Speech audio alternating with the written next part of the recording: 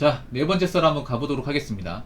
댓글 컨텐츠고 영상 제목, 요즘 여론이나 커뮤니티 글들 보더라도 1억 원의 의미가 후퇴되어버린 느낌이 있네요 라는 영상에 달린 댓글입니다. 혹시 여러분들 뭐 그런 말 들어봤죠? 1억은 돈도 아니다, 1억까지 뭐하냐. 화이팅 전우님만. 아유 고맙습니다. 아유 가난히 고맙습니다. 아유 감사합니다. 계속 진행할게요. 근데 지금 그거 아시길 바랄게요. 지금 1억도 없는 사람들이 사방에 널려있어요. 1억도 없는 사람들이. 1억도 없는 사람이 1억을 논할 수 있을까? 참 웃기지 않나요? 물론 예전 1억하고 지금 1억하고 다르지, 차이가 많이 나죠. 그거 인정합니다. 가면 가서 1억이 가치는 떨어질 거야. 왜냐, 물가는 올라가니까. 어찌 보면 당연한 거죠. 근데 시간 지나도 1억도 안 가지고 있는 사람들 더 많을 거예요. 지금 점점 가면 갈수록 어떤 느낌이냐, 돈을 못 모은 사람 못 모아요. 빚는 사람은 점점 빚이 늘어나고 있습니다. 점점 빚이 늘어나고 있어요. 물론 1억 가지고 할 수 있는 게 많이 없어요. 인정합니다. 1억 가지고 집 못 사요. 근데 집 못 사도 전세는 갈 수 있어요. 그리고 지금 1억을 모았냐 안 모았냐 이게 중요한 게 아니라, 지금 내 수중에 빚이 있냐 없냐, 이 빚을 갚을 수 있느냐 갚을 수 없느냐, 이게 중요해요. 왜냐하면 생각보다 채무를 가지고 있는 사람들이 많아졌거든요. 이게 채무를 가지고 있는 사람이 점점 문제가 뭐냐 하면, 이 빚 있는 사람들이 빚을 못 갚아요. 계속 연체하고 있고,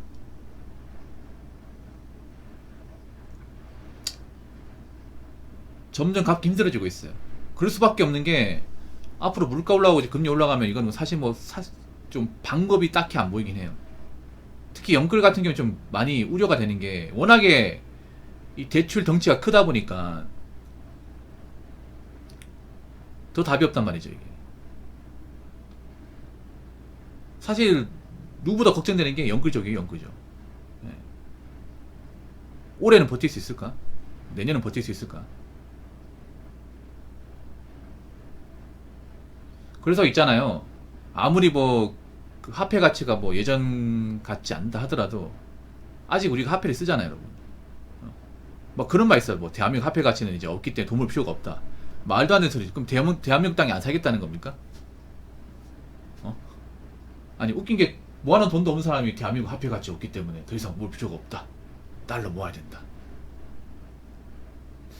아니, 화폐 가치 없는 나라가 있나, 여러분? 화폐 가치 없는 나라는 망한 나라 아니야? 우리 그런 말인데, 아니, 내가 화폐가 없으니까, 내가 모아놓은 돈이 없으니까 남들 돈 많이 모으는 사람이 화폐 가치 없어가지고 다 망해나, 뭐 이런 건가? 여러분, 우리나라가 그렇게 쉽게 망하진 않아요. 우리나라 보면 가계 부채가 많지, 나라 부채가 엄청 많진 않아요, 여러분.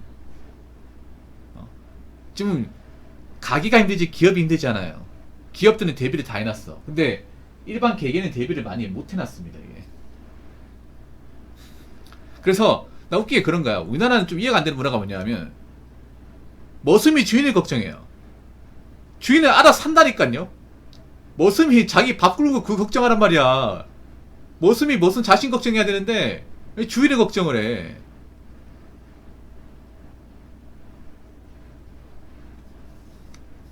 물론 경쟁력 없는 기업들은 또 부도나고 하는 데 있겠죠. 근데 옛날처럼 쉽게 나지 않습니다. 업력이 높은 데는 웬만한 대비가 다 있을 거예요. 업력이 높은 데는.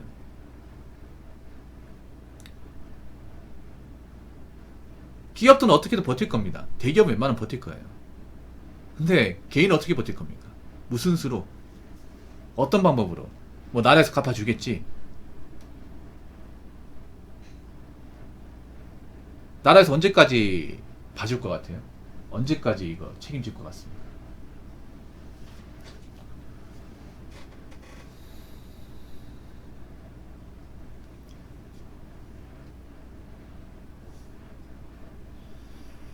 아무튼 여러분 있잖아요, 웬만하면 빚 만들지 마시고요. 빚에 있는 분은 빨리 갚아요. 못 갚겠으면 회생 받을 수 있으면 받아요. 받아서 빨리 갚아. 사실 안 좋은 방법이긴 하지만 본인 안 되겠으면 빨리 회생법원 알아와서 절차 밟아요. 근데 그거 아십니까? 회생 절차 받는 것도 돈입니다. 개인이 못해요, 여러분. 말로는 개인회생 할 수 있다 하는데 하려면 변호사 선임해야 돼요. 수임료는 공짜입니까? 소송이 뭐 하루아침에 뚝딱 끝난 줄 알아 이게?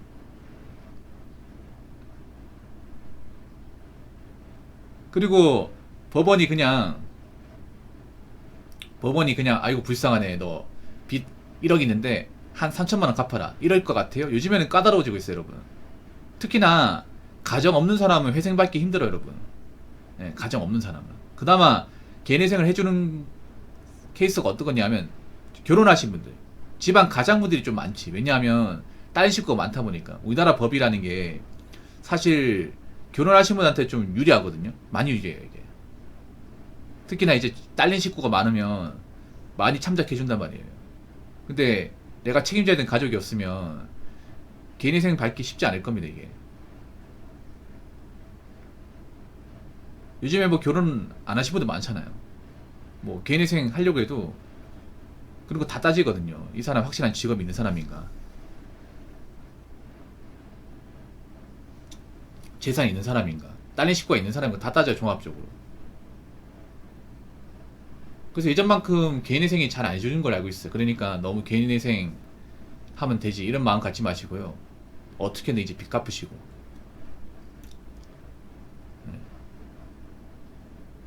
돈 모으시기 바라겠습니다. 자, 댓글 한번 읽어보도록 하겠습니다. 우리나라의 현실, 다중채무자 3곳 이상에서 대출을 받은 사람이 440만 명, 11명 중 1명 꼴 정도입니다. 이 사람들은 금리가 인상되면 상당히 취약해지죠. DSR 70%, 원리금 상환액이 소득의 70% 이상의 사람이 299만 명.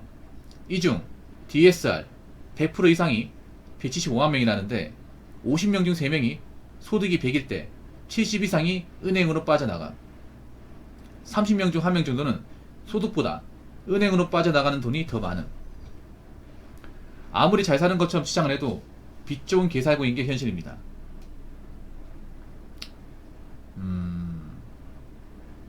다중채무자 생각보다 많네요. 그러니까 이제 뭐 3곳 이상이라고 하면 뭐 1군용권, 2군용권, 뭐 4군용, 아니면 이제 뭐 마통, 아니면 이제 뭐 신용카드 이렇게 있겠죠. 예. 이게 개인이 빚이 1억 이상 넘어가면 한 군데만 있는 게 아니에요. 한 군데만. 예. 보통 다중채무라고 하면 아마 채무액이 억 단위가 넘어갈 겁니다. 억 단위가.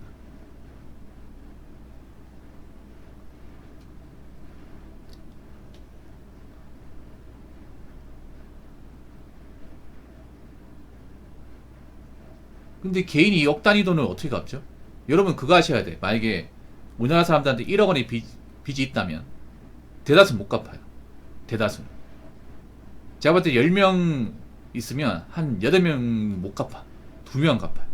2명도 악착같이 해서.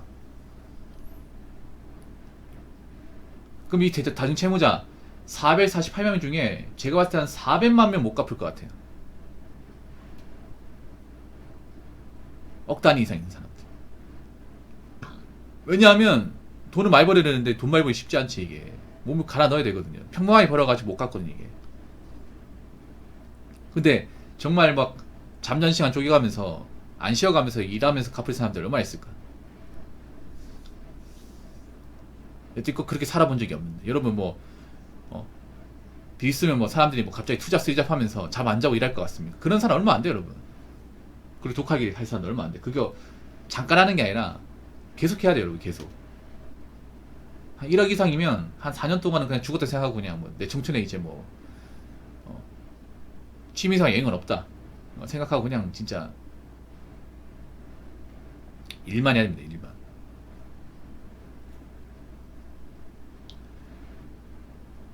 거기다가 이제 이게 문제죠.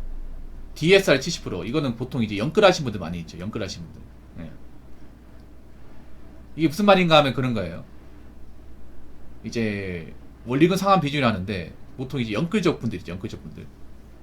연끌족 분들이 원금하고 이자가 있잖아요. 그러면 예를 들어서 이런 거지. 월급이 500만 원이면 영끌 해가지고 원금이자 나가는 게 350만 이상. 이런 사람이 300만 명 되네요. 아마 300만 명 중 200만 명 이상 아마 수도권일 겁니다. 수도권일 거예요. 그러니까 한 500 벌면 350은 그냥 숨만 쉬어도 그 아파트 원금이자로 나간다는 거지. 그럼 150 가지고 생각해. 150 가지고.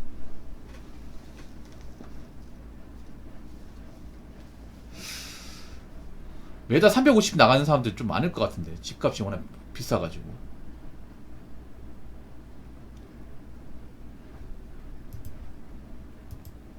근데 여기서 이제 이자가 더 올라가면 더 힘들죠. 이자가 더 올라가면 70%가 아니라 뭐 70 한 3%, 75%까지 가겠지. 여러분 지금 뭐 아파트 같은 데 사는 분들도 있잖아요. 부러워하시면 안 돼. 아파트도. 뭐 돈 좀 있는 사람도 아파트 살면 부러운 게 많은데, 좀 무리해서 들어간 사람들 꽤 많거든요. 신도시 같은 데는 정말 무리해서 들어간 사람들 많아요.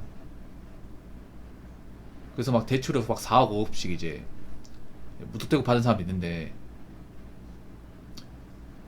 그분들 이제 대출 이제 뭐 갚아 나간 지 한 2년도 안 될걸요 아마? 보통 30년. 요즘 뭐 40년짜리도 있다고 하던데. 40년짜리도. 주담대 40년. 와, 끔찍하다 진짜. 그거 다 갚을 때 되면 할배야, 할배.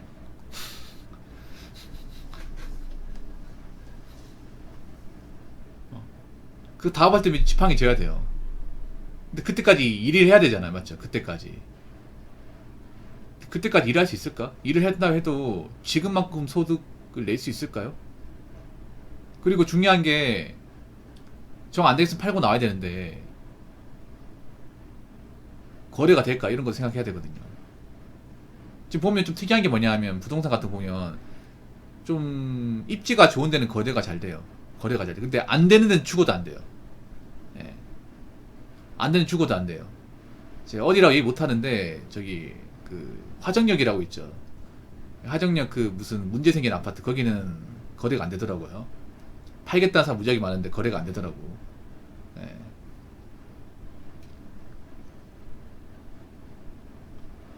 아무튼 그렇기 때문에 지금 뭐 다른 데 돈 쓸 게 아니라 빨리 이제 빚부터 갚아야 돼요. 빚부터. 예. 뭐 한가롭게 놀러 댕기고 뭐 돈 쓸 때가 아니야. 비리는 사람도 많아요. 근데 이게 우리 겉으로 봐서 티가 안 날 뿐입니다. 아무튼 비리는 분들 좀 갚았으면 좋겠고, 어떻게 기운 냈었으면 좋겠고, 그리고 웬만하면 무리하지 마세요. 뭐 무리해서 집을 산다거나 뭐 창업한다거나 그러지 마세요. 요즘 같은 시국에는 뭔가 잘못되면요, 돌이킬 수 없어요, 여러분. 한 번 내려앉으면 못 일어나요. 그러니까 되도록이면 자기가 가진 것에 만족하시고, 예, 뭐 하나 크게 해보겠다고 벌리지 마시기 바라겠습니다. 자, 이상으로 네 번째 썰 마치도록 하겠습니다.